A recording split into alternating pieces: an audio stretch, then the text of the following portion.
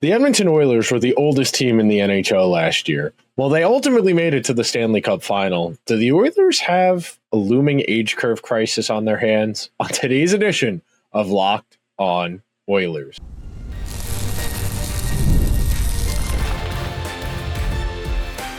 You are Locked On Oilers, your daily podcast on the Edmonton Oilers, part of the Locked On Podcast Network, your team every day. Hello, everyone, and welcome to this Wednesday edition of Locked On Oilers.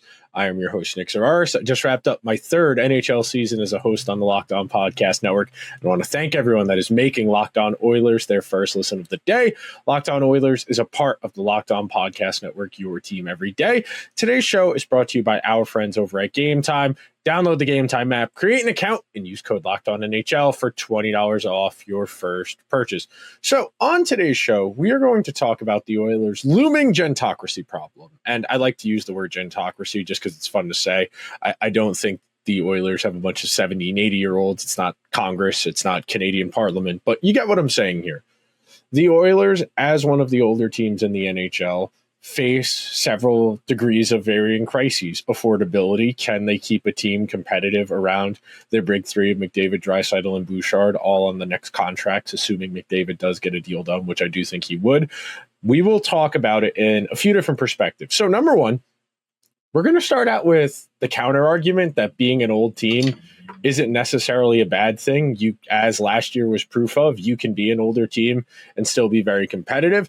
In our second segment, we're going to hone in on a few players, Mattias Ekholm, Ryan Nugent-Hopkins, Hyman, Adam Henrique, who all fit the category we're talking about today. And then in our final segment, we'll try and put it all in a little bit of perspective, why it's relative and why I think the Oilers are probably okay for at least one more season. So to start things out, and I do think this is important, it's not necessarily a bad thing to be an older team in the NHL.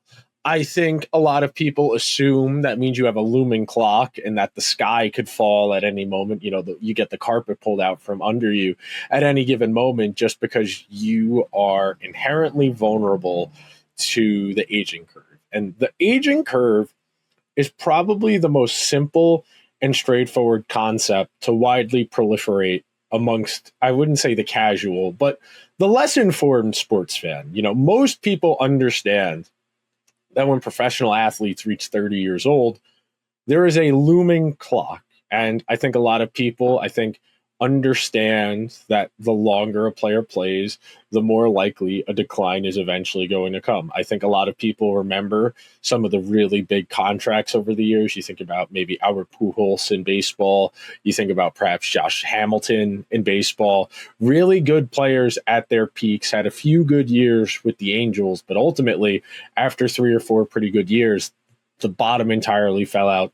Both of those guys non-factors on league-altering contracts. So when you have that frame of reference, a lot of people operate under the idea that it's better to move on to get from a guy 1 year ahead of time, 1 year ahead of that decline, and recoup some value before you go the other way. You know, you're better off giving up on a guy 1 year too early than trying to get that extra year, but also having the consecutive 3 or 4 seasons after that one last good year. So I think this is a concept most fans understand, and I think that's why the aging curve concept really does kind of stick in people's mind. Now, it is important to note, experience is very valuable in the world of sports.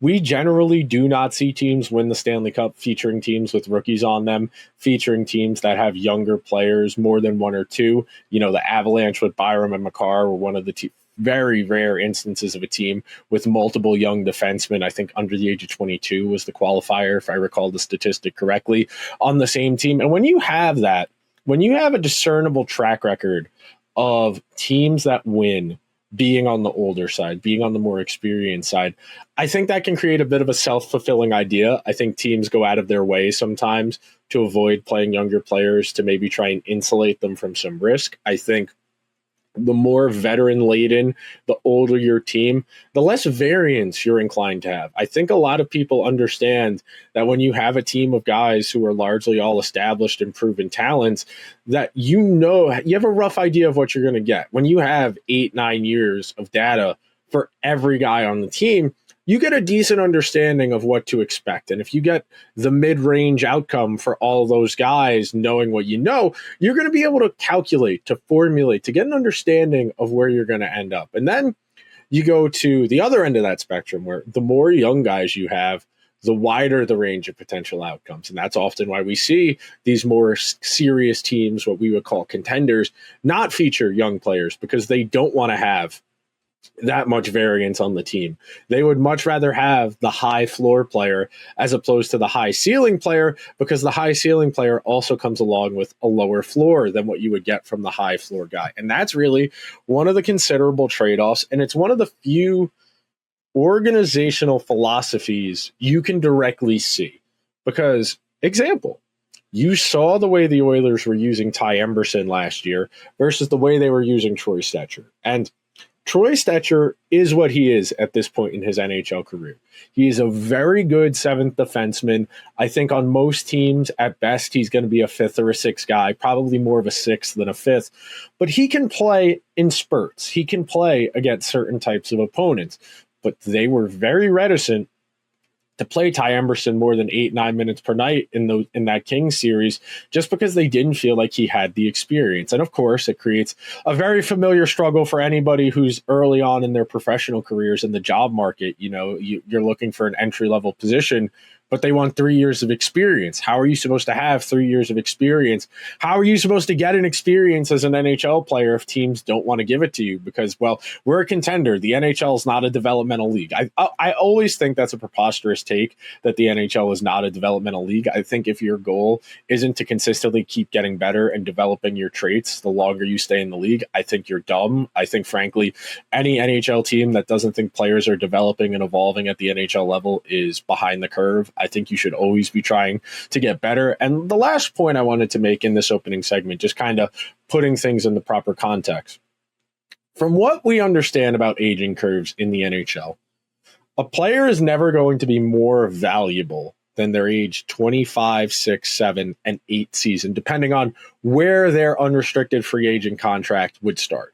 Because that is the maximum in terms of production in relation to cost controls. We know NHL players, you need, I think it's 8 years or 27 years old, whichever one happens first, to reach unrestricted free agency.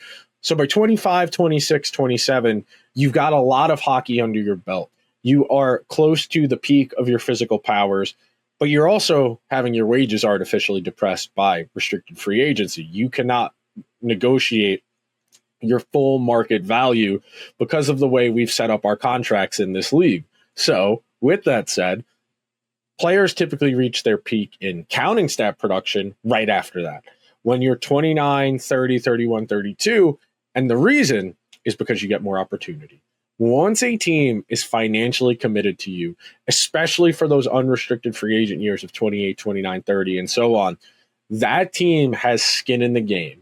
They have a material investment in you producing counting stats, because counting stats are what get you paid. Goals and assists are what get you paid in the National Hockey League.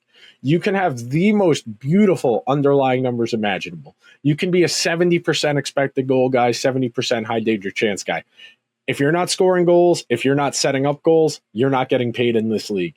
It's a simple matter of fact. I wish teams would be a little bit more strategic in that respect and trying to find guys who might be able to maximize their environment a little bit more and maybe be what we would consider an undervalued player because of their skill set. But at the end of the day, goals are what win you games.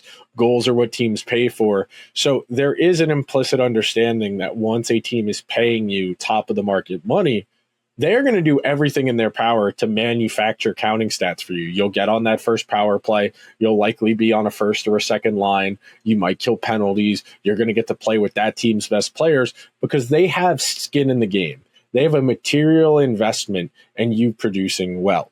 We are going to take our first break on today's edition of Locked On Oilers, and then we're going to talk about some of the older players on the Oilers, what we think the most likely range of outcome, maybe why they struggled a little bit last year, and a whole lot more on today's edition of Locked On Oilers. So be sure to stick around, where we've got your team covered every day. Have you ever decided at the last minute to head to a game with friends or family? Maybe it's game day, and suddenly you realize you want to be there. And that's exactly where Game Time comes in. It's the easiest way to grab last-minute tickets without the stress. With the money you save on tickets, you can splurge on food, drinks, merch, or even invite a bigger group to come with you. Game Time makes it possible. Game Time makes it so easy to buy tickets. Prices on the app drop the closer you get to first pitch, and they've got incredible last-minute deals, clear seat views, and a lowest price guarantee that takes the worry out of bullying. Game Time is the official ticketing partner of Locked On MLB, making it easy to browse the app for an exciting game. I went last Saturday to David Wright's jersey retirement, one of the coolest experiences of my life. Couldn't be happier to have gone. And if you're tired of the endless scrolling, trying to find the best deal, Game Time Zone Deals pick the best seats in the section you're looking at for you. My personal favorite part, the panoramic seat view in the Game Time app before you buy, so you know exactly where you'll be. If you're ready to take the guesswork out of buying tickets with Game Time, download the Game Time app, create an account, and use code LOCKEDONNHL for $20 off your first purchase. Terms apply. Again, create an account and redeem code LOCKEDONNHL for $20 off. Download the Game Time app today. Last minute tickets, lowest price, guaranteed. Thank you to everyone who is hanging out on this Wednesday edition of Locked On Oilers as we discuss the Oilers' gentocracy problem. And look, the Oilers are aware there is an aging curve in the league. They understand that a lot of this team's supporting cast, its key supporting cast members, like Mattias Ekholm, Zach Hyman, Ryan Nugent-Hopkins, that these guys are at the older end of what we would consider their physical primes. And look, the better a player you are, the more room you have on your decline. You know, you start at a higher peak, and that makes your decline a little more palatable. You think about some of the true greats. You think about Sidney Crosby, who's going to be 38 years old this upcoming season, same age as LeBron, where, yes, Sid is not the player he was 10 years ago. He's still one of the 25, 30 best players in the world, and that's because he started at such a high point. And when you're that gifted, you find ways to stick around. You refine different parts of your game. You know, Sid doesn't have the raw foot speed anymore, and he's added a better version of a leverage game where he wins a lot of loose pucks, a lot of 50-50 pucks, just by sheer virtue of having better leverage, of getting lower, of angling them outside, angling the player away from the puck, and putting himself in a position to make plays. He's really become one of the best grinders in the NHL, even though he's still a point per game player. You think about Corey Perry, who at 39, 40 years old, still found a way to be useful this past season for the Oilers in a vastly reduced role from what he was 15, 20 years ago when he was scoring 45, 50 goals for the Ducks. When you're at that high of a peak, when you are that good a player, the aging curve is generally more kind to you. There are plenty of examples. You think about Jerome McGinley, Marty St. Louis, Jaromir Jagr, Wayne Gretzky, guys who played into their late 30s, in some cases, Zdeno Chara into his 40s, and was a very effective hockey player. Joe Pavelski comes to mind as well, someone who was playing into their mid to late 30s as well. When you are that gifted, you have a much more gradual decline. Now, as we start to go through the Oilers, I think we can understand contextually where we're at. So starting with Mattias Ekholm, because I think this one is the single biggest swing point. I think the Oilers understand that last year of a deal, 35 years old, coming off of a really serious injury where he missed quite a few games last year, came back probably before he was ready in the postseason, didn't play particularly well in the Stanley Cup Final. You add all that up, I think there's a very real argument that the Oilers know the end is nigh for Mattias Ekholm as a first-pair NHL defenseman. And look, that doesn't mean he can't be useful. That doesn't mean there isn't a role for him. Just because you can't play first pair, first penalty kill minutes anymore as a defensive defenseman doesn't mean you're not effective. But I think the Oilers understand the way he plays, the skill set he has, that accumulates. Those miles, they add up on the body, and it puts you in a complicated position as the Oilers where, yes, you want to be respectful of the player because of the work they've given you. You don't want to make an insulting contract offer. You don't want to estrange the relationship because he does have to play out the rest of this season. But I think if Ekholm still wants to be a first pair defenseman past this upcoming season, and frankly, I think the Oilers need to be open to the possibility he's probably not a first pair defenseman anymore to begin with, they need to understand it's okay to move on. That yes, he might still be a solid number 3 or 4 defenseman going forward, but are the Oilers going to be able to afford to pay Ekholm what he wants to be a third or a fourth defenseman when they have the 9.25 in Darnell Nurse, the 10.5 in Evan Bouchard, and Jake Walman, who we'll talk about more in our final segment? Ekholm, I think, is the most likely of these guys to really have a precipitous fall off this year. He's the oldest of the group we're talking about. He's at 35 years old. He's been a really heavy usage player. He's at 884 career games plus the playoffs. Really serious injury this past year that made him miss effectively 2.5 months worth of games. You add all that up, and I think it's reasonable to expect maybe Jake Walman or Darnell Nurse to need to play more minutes on this team this upcoming season. Next up after that, we get to Ryan Nugent-Hopkins, who's going to hit 1,000 games for himself this year if he stays healthy at some point, I believe in about December. Nuge is one of the lifers. This is somebody who has played every game of his NHL career as a Edmonton Oiler and somebody who has been their best two-way forward for probably much of the last 10 years, I would say, going back to the mid-2010s. And last year was the first time I really didn't see the same thing. And look, there were flashes of the old Nuge. The playmaking was still there. The defense was to some degree still there. But it comes down to what the Oilers value. And I can remember talking about this about Nuge with Austin Hockey during February during the Four Nations break. If you want to maximize Nuge's offense, he's a winger. Period. He's playing on McDavid's wing. He's a facilitator. I think there's an argument you might be better off with more of a traditional shooter in that spot than a facilitator in Nugent-Hopkins, but at least being open to the possibility that Nuge might be on the backswing of his career. He's under contract for several more seasons. The price point isn't egregious. I think Nuge can be perfectly viable for at least another 2 or 3 years as a 40 to 60 point forward, depending on the puck luck, depending on the power play that given season. But I do think the Oilers know they need at least one, if not 2 more top 6 forwards. And again, we'll talk about Ike Howard and Matthew Savoie in our final segment a little bit more. So I want to be fair, and I don't want to step on my own toes ahead of time. After Nuge, we get to Zach Hyman, who at 33, bit of a late bloomer, didn't really get going in the NHL until 24 years old, didn't really become a first-line player until the end of his tenure in Toronto, and then really exploded upon coming to Edmonton.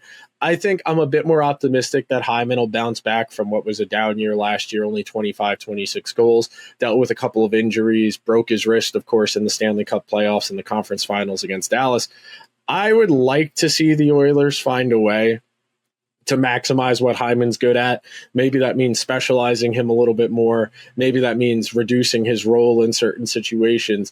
But there's still decent hockey left in Zach Hyman. And it's important that with him under contract going forward, the Oilers continue to find ways to make him useful, to make him functional. And that'll bring us to the last one of our cohort here we're talking about as far as the older guys on the team. That brings us to Adam Henrique, who we did an episode about a few weeks ago. We did 2 over the course of the regular season this past year. I think Henrique is probably on his way out. There's a strong possibility this might be his last year in the NHL. I don't think he's a poor player by any means, but I don't think he's even a third-line center anymore. I just don't think the foot speed is there.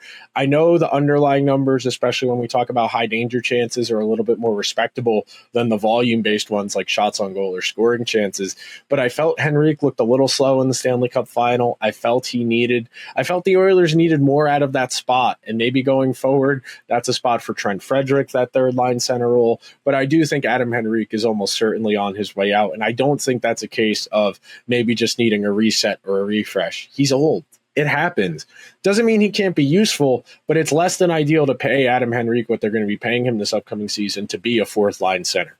We are going to take our second and final break on today's edition of Locked On Oilers. When we come back, we are going to tackle why, even though this has been a generally downer episode, I'm not that worried about all of these guys falling off a cliff all at the same time. Coming up next on today's edition of Locked On Oilers.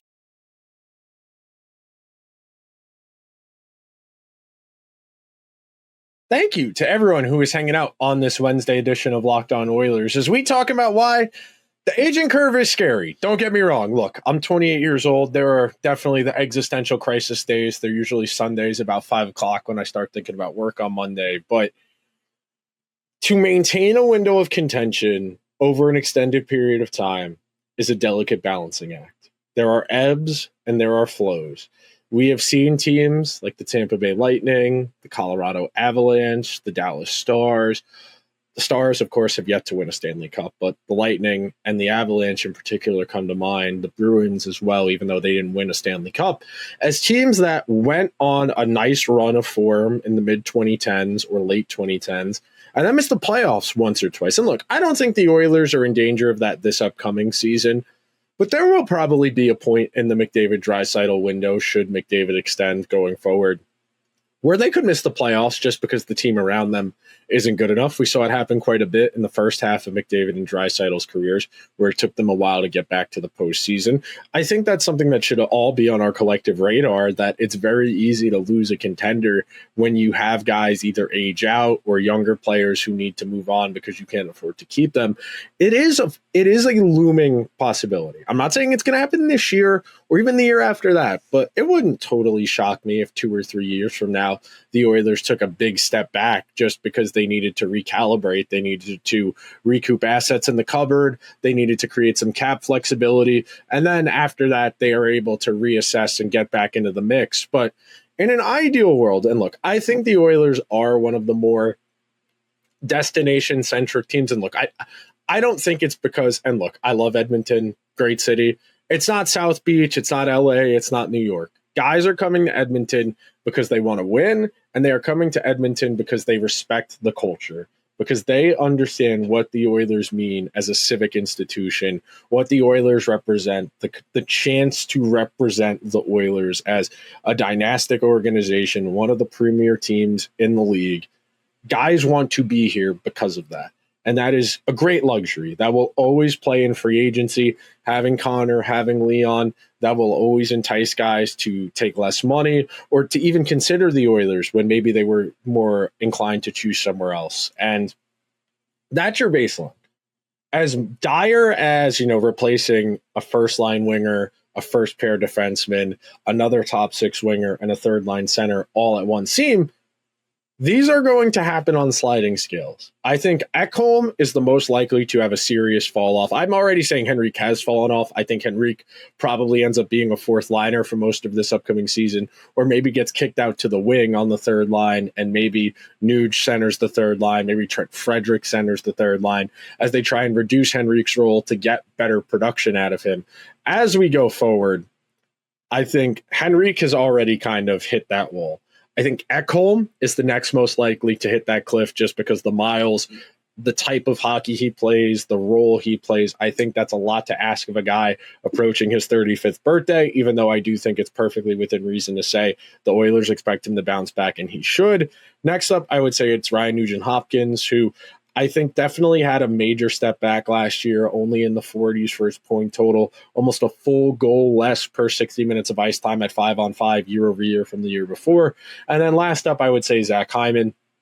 I think Hyman is still young enough, and I know he plays a very physically grueling style. He was on pace to set the record for hits in an NHL playoffs, even though he was only like 17 or 18 short, and he was only played through the first 5.5 games. He got hurt 5 minutes into Game 6 of the Western Conference Finals. So with that in mind, I think that's a reasonable sliding scale as far as injuries go. And real quick, we said this at the top, but I do want to reiterate this. It's not disqualifying to be an older team. Sure, your window is a little bit more limited. You don't have as much as a projectable future, but at the same time, you have a pretty good understanding of what you are right now. And then the other half of this that I do think is worth pointing out. The Oilers are starting to make attempts at lining up the next group. And it's really essential that, like we talked about at the beginning, the idea that a lot of sports fans understand you're better off moving on from a guy a year early than a year late. The Oilers have taken preemptive steps to at least line up replacements. Now, I don't think Jake Walman at his best is as good as Mattias Ekholm, But I do think there's a real possibility we see Jake Walman usurp Ekholm in the pecking order, especially at even strength, as the Oilers look to maximize his defensive abilities. I think there's a strong possibility that they look to extend Jake Walman this upcoming season going into the future. And the projection going forward is that Jake Walman and Evan Bouchard would be the first pair. I think that's perfectly reasonable. Could the Oilers try it again with Darnell Nurse and Evan Bouchard? Sure. I think that's within the realm of possibility as well, though I think that has a significantly lower ceiling than what a Walman-Bouchard pair would have, especially from an analytical perspective where they would be so strong at game control. If you're an everydayer, you heard me during the playoffs paying in the drum that I would like to have seen more of Ekholm and, more of Walman and Bouchard, even though Kulak and Bouchard did a great job through Ekholm's injury before he came back in the Western Conference Finals. Jake Walman really does have the ability to tilt the ice. You think about that one goal he scored in the Stanley Cup Final, that absolute missile of a slap shot. That's a really good hockey player and someone I think with a bigger role might be able to offer you a little bit more than maybe you had expected from him. I think there's a strong possibility the Oilers are looking at Trent Frederic as the Adam Henrique replacement, the depth guy who's going to grow into one of the older players on the team, someone who plays a physical, grueling style. He's going to be more inclined to be in defense-first situations. The best parts of a Trent Frederic's game are rooted in his in his shot suppression and his cycle ability to kind of take possession away from the other team. And then they don't really have a Ryan Nugent-Hopkins replacement in the coffer. I think your best bet is probably Matthew Savoie turning into a 50-ish point forward. I think that's reasonable, though I don't necessarily think it's that likely. I don't think his two-way game is nearly as good as Nuge at his peak, But I do think there's a world where Savoie could serve as a reasonable facsimile for that production. He can be a 50-point forward and not be an absolute liability defensively. I think that is something the Oilers think Savoie is capable of. And then last but not least, I think Hyman is probably the furthest away from a fall-off, but Ike Howard is your long-term Zach Hyman replacement. They want a goal scorer. They needed another goal scorer. Your hope is that you can slow play Howard a little bit. Hyman doesn't have a massive fall off, and you're able to have them coexist on the same team as 20 to 50 goal guys, depending on the given end. Look, I don't think Hyman's going to score 50 goals again, but that is in the potential range of outcomes. If he did it once, technically speaking, he would be able to do it again. But the Oilers are not doomed. Yes, they are older. Yes, they need to start lining up replacements. But they do have one last decent kick at the can with this group of older players. That'll do it for today's edition of Locked On Oilers. If you could be so kind, please subscribe to Locked On Oilers wherever you get your podcasts. If you happen to be listening on Apple or Spotify, take a minute. Please leave the show a 5-star review. It does help the show a lot. If you're watching over on YouTube, hit the subscribe button. Let me know, who do you think's most likely to fall off amongst those older players this upcoming season? How do you feel about the Oilers' in-house replacements like Walman, Howard, Savoie, and wait, don't tell me Trent Frederic. There we go. It took a second. I will talk to you guys tomorrow. Everybody be sure to check out Locked On NHL and Locked On NHL Game Night over on the Locked On NHL feeds. I will talk to you guys tomorrow. Until then, let's go Oilers.